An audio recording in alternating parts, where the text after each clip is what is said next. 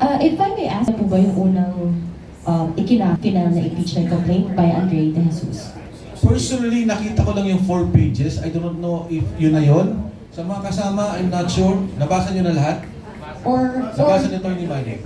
or news articles maybe? Narinig ko yung De Jesus na slang magsalita. Sir? Narinig ko lahat ng sinasabi niya. It's more of motherhood statement lahat ng sinasabi. Yes. Walang details, walang ebidensya, wala lang. But if I may state lang, sir, kasi everything that you've said are also the same grounds po na nilatag ni Atty. Andre De Jesus. If I may just state lang po kung ano yung mga nilatag niya. Articles, yung sa mga grounds po niya, nilagay po niya doon, culpable violation of the Constitution, betrayal of public trust, at graft and corruption. Particularly, sinabi po niya doon yung pagpapahintulot or isinuko ni PBBM si FPRRD sa ICC nung inaresto po siya. Kabubuang i-veto yung unprogrammed appropriations. Nakasaad din po doon na nag-commit daw po ng graft and corruption si PBBM dahil sa pagbenepisyo ng kickbacks mula doon sa ghost flood control projects. And sinabi rin po doon yung unfit to serve po bilang Pangulo itong si PBBM dahil sa umano'y drug addiction nito, which you also mentioned po kanina. And ang additional nga po doon sa sinabi doon sa articles po ni Attorney Andre is binuo pa nga raw ni BBM yung Independent Commission for Infrastructure dahil umano para protektahan yung kanyang mga kaalyado. So, just to sum up po, basically what we heard this afternoon was also like the same grounds for impeachment po na inilatag ni Attorney Andre De Jesus. So, if I may ask, kasi I heard yesterday you call it a weak impeachment complaint and you fear na ito po yung may initiate sa Committee on Justice. But it's also the same articles of impeachment po na nilalatag po ninyo ngayon. Your comment po, Attorney. Yes. Call.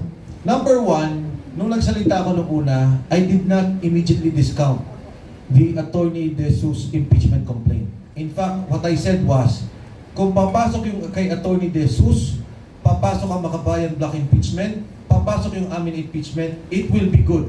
And we can consolidate the impeachment complaints in the Justice Committee hearing. Nung binara kami at hindi pinapasok yung Makabayan Block at hindi pumasok yung aming complaint, alam ko na moro-moro ang gagawin. Kasi dalawa ang consideration sa Committee on Justice. There is form and there is substance.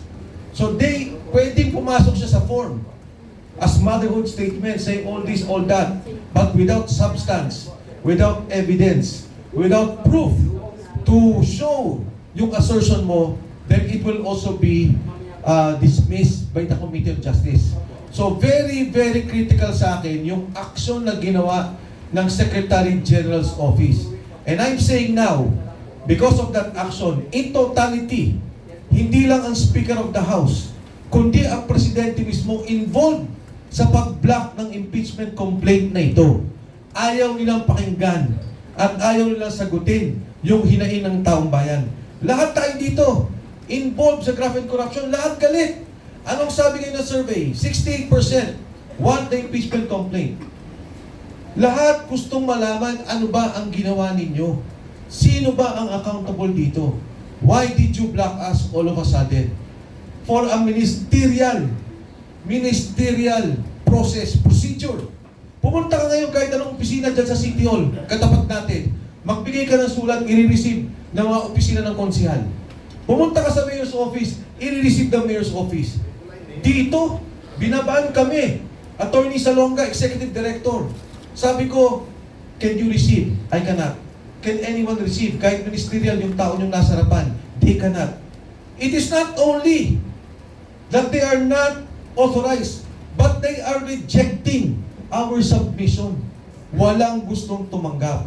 So I'm saying now, that is a scam. The De Jesus impeachment complaint is a scam. It does not only involve the Secretary General's office, it involves the leadership of the House and the President himself.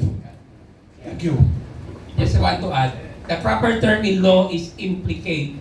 It implicates the highest official of the land, the Speaker of the House, the Secretary General, and their cohorts or co-conspirators. This is the first time that this happened. Nung Bautista impeachment, hindi kami blinak. Inaccept ang aming impeachment complaint. Walang sekje nun. Ang deputy ang nag-accept ng aming impeachment.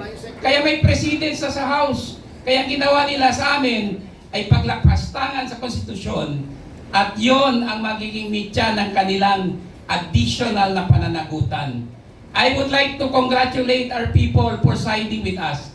That 68% na accent ng tao sa survey ng Tangere ay indication na gusto ng karamihan ng Pilipino ng katotohanan.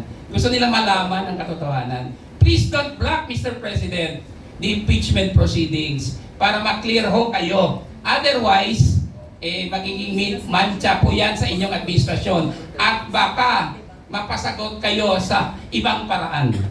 Thank you. Yes, go ahead. Sir, just in case po na, okay, nakalusot yung inyo pong impeachment complaint sa Justice Committee, pero hindi nila tanggapin si Zaldico as your state witness, meron pa ba kayo ibang personalities na pwedeng ipantapat as a state witness kay Zaldico? As it is, when we file the impeachment, yung evidence namin can stand. Yun na yun. Kung ano yung final namin, the evidence stands. Kung meron pang, at sigurado kung marami pang lalabas, of course, it can happen. If you recall in the impeachment proceedings of, well, at that time, kay Erap Estrada, there were additional witnesses who came out.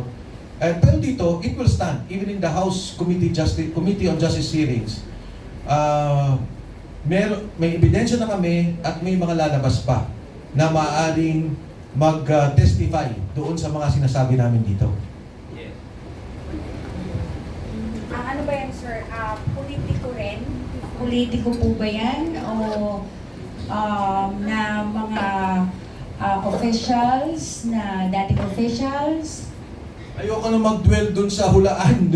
Basta sa akin, ang sinabi ko lang is, in particular, kasi si Zaldico, ang main na lumalabas, diba, on the graft and corruption, that he is willing to be a witness for us. As to the others, andito na ho yung aming ebidensya at kung may karagdagan pa, handa po kami. Mayroon pa nga kami papatawag na isang senador na kakampi na nila pero nung nagpatawag siya ng hearing, galit na galit siya sa smuggling ng sugar. Galit na galit siya kay Marcos. Okay. So, hindi ko lang sasabihin ko si Senador ngayon, sir, hindi the former. Okay. Basically, the reason why this honorable gentleman, Nax, di ba? Nag-decide sila na mag-file, tapos sumama kami, is because yung mga tao kusang loob na nag-volunteer na magbigay ng mga ebidensya.